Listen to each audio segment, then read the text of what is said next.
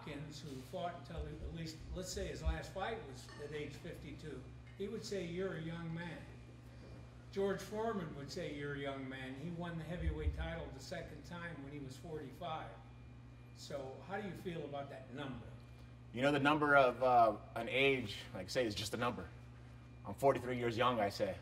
I feel better now when I'm 43 than I was 34, just because of the injuries that I've been able to recover from. You know, I've had 4 neck surgeries, I've had a back surgery, I've had 2 knee surgeries, but I'm able to push the tempo through and been able to get the training that I want. But I think it's just the mindset, the surrounding at home. I'm in a positive environment at home. I'm in a positive environment by the people I hang around with. And it's the truth, who you hang out with is who you become. Who you associate yourself with is who you become. And I associate myself with positive, reinforcing people that are great in my life. My girlfriend Amber is my girlfriend who helps me take care of my children and is like a mother to them. My training partners, Rafael Davis, Scott Carr, and my trainer, Jason Perillo.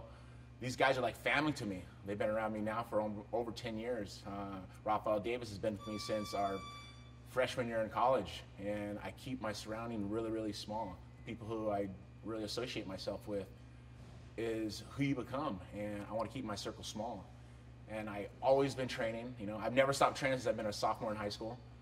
The longest time I ever had off was about maybe 9 months, and that's it. I've always been in the gym. I've always been training. I take care of my body. I'm not really a partier. I don't go out and party and do drugs. I don't do that stuff.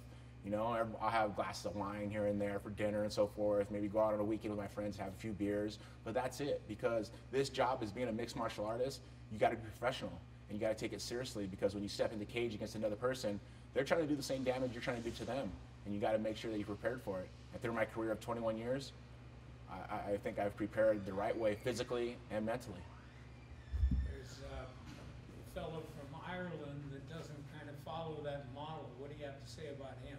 Well, you know, Conor McGregor, he is in a great place. This man has let his mouth get him the biggest fights possible, but he's won. He's knocked out champions. And his last fight he had, I saw at the press conference that he was drinking whiskey with the president of UFC, and this is 3 weeks before the fight. And you don't do this against another undefeated fighter. I think that was just a sign of disrespect. I thought he, you know, I think he counted past the fight. He thought that he was going to walk right through him.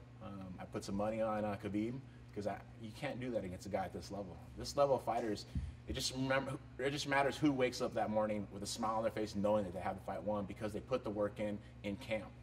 They look behind them and there's not one rock unturned. Every rock is unturned behind them, and they know that they've found everything possible to prepare for the fight. And that's what I try to do for every one of my fights.